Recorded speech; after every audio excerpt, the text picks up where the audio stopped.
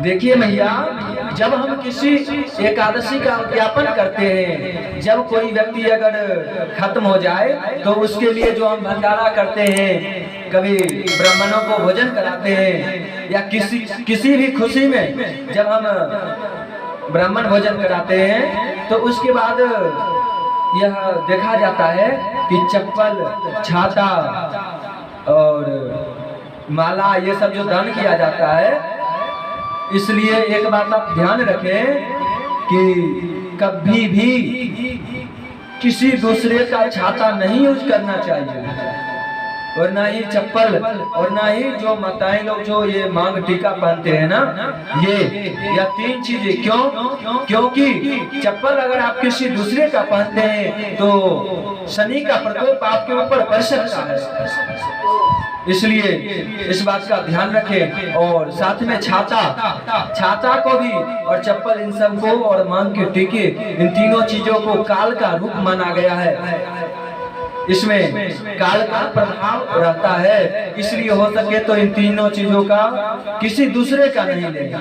इसीलिए दान में भी दिया जाता है, ताकि जो भी व्यक्ति मरे है ना, कोई भी व्यक्ति मरा हो तो उसका जो भी कोई अगर जीते जी पुण्य काम नहीं किया हुआ है तो मरने के बाद भी अगर ब्राह्मण को दान करते हैं तो उससे जो कुछ पुण्य का जो उपार्जन होगा, उससे हमारे जो पूर्वज हैं जो मरे हैं उनका परलोक सुधर जाएगा।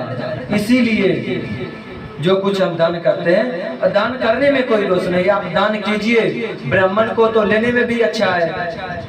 ब्राह्मण तो सब चीज को पचा सकता है, किसी चीज का भी दान हो, लेकिन एक बात का ध्यान रखिए कि किसी दूसरे का यूज नहीं, किसी दूसरे का नहीं। क्योंकि पता नहीं वो जो मांग का टीका होगा वो कहाँ का होगा।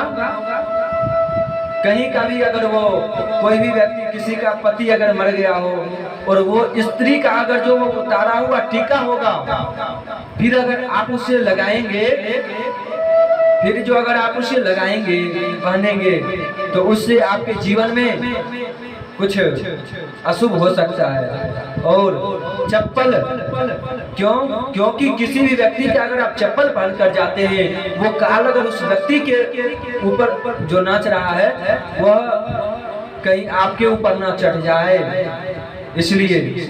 और छाता भी, क्योंकि ऐसा छाता भी काला है ना, तो यह काल का प्रतीक माना गया। इसमें काल का प्रभाव अपना कुछ ना कुछ दिखाता ही है, इसलिए इन सब चीजों का किसी दूसरे का प्रयोग नहीं करें। ठीक है।